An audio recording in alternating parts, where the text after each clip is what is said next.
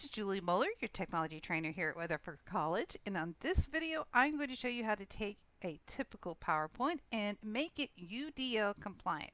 Show you the most common things you're going to run into and some tips and tricks. So I have downloaded a PPT from Cengage. I'm going to click on File, check for issues, check accessibility. First thing I'm going to see is unable to run accessibility checker if I have a PPT. The older format cannot run an accessibility checker. So if you have an older PPT, the first thing you need to do is click on File, Save As, change this to PPTX, and now that it's in the PPTX format, the accessibility checker will run. You'll see two things over here in the inspection results. One is errors. Those are the things you must address for it to be UDL compliant.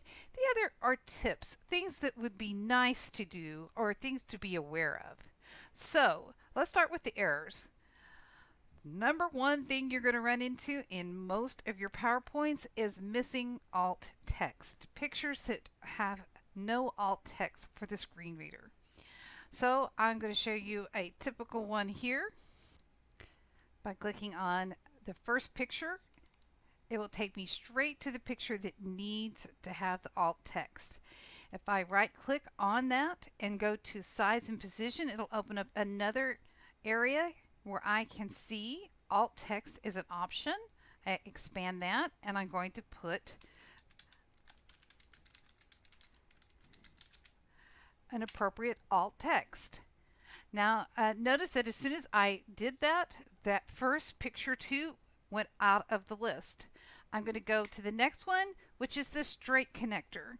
I have a lot of these. So my trick with that is that I'm going to type in straight connector, highlight it, put it on the clipboard, your favorite way, and then just go down the line. Click one, drop the cursor, hit paste. Click the next one, drop, paste, so forth and so on until all of them are gone. Now that all my straight line connectors have been labeled, I'm just going to repeat the steps. Again, if I click on the picture on the list, it will take me to that picture and I can go right click, size and position, go to the alt text, and as soon as I type in tools panel, my picture here went out of the list and I can click on the next one and name it. Okay, now I have all of my alt text entered in appropriately on all images, and I'm going to move to the next category, missing slide title. So I can click on slide 38, it takes me there.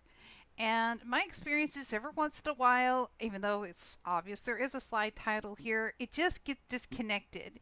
So if that happens, I found the fastest way to deal with this is I'm going to highlight this again, put it on the clipboard, and remove it, because I'm going to go from on the home tab, click on layout, and replace what it thinks should be the title. I hit Control Paste, that puts the title back in that frame, and then I'm going to click here and remove the extra frame I do not need, and now that error is gone. And now here's the other area of the inspection results, tips. One of them I have in almost every PowerPoint I got from Cengage is a duplicate slide title. That is because they would pick a title, navigating through a document, and use that same title on multiple slides. That is okay as far as UDL compliance. If you feel compelled to make them different, you may just want to find, start with the first one and put a 1 after it, and then that way you have unique slides titles.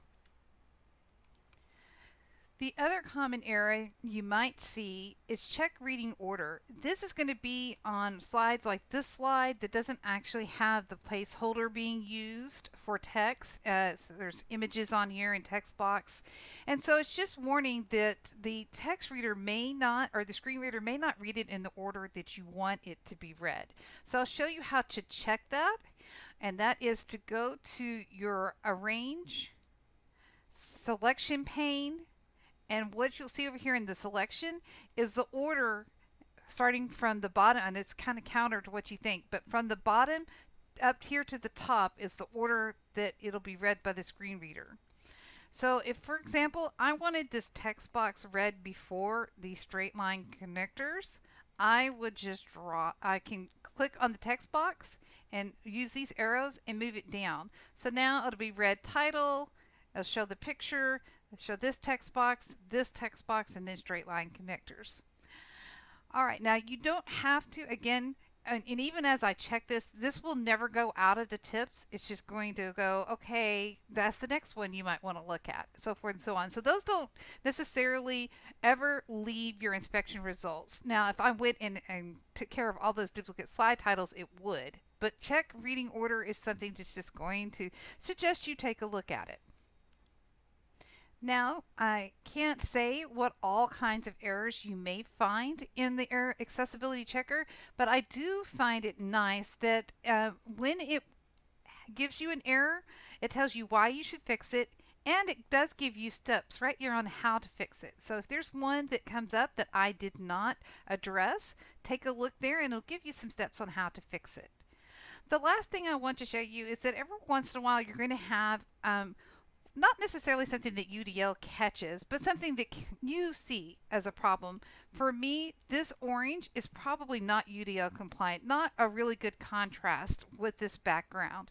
So I'm going to fix that, and I know that it's on multiple slides because it's part of the master slide of this PowerPoint, this master slide design. So I'm going to show you how to get to the master slide design and change that. So you click on View, Slide Master, and here on the master slide design, on the title style, it's on the second level here, is the orange font that I do not like and do not think is going to be good for UDL compliance. So I highlight it. I'm going to click on Home to get to my normal font edits and change this to black. So as soon as I apply this to the slide master, which I just did, and I go back to slide master to close it, you'll see that that terrible orange is gone, and it's not in anywhere because I clicked and changed it on the master. All right, and you can make any other changes you see there that would help make your PowerPoints easier for the screen reader to read and the colors to be in compliance. If you have any other questions about this, don't hesitate to contact myself or Chol Rodriguez, and we'll be glad to help you make your PowerPoints UDL compliant.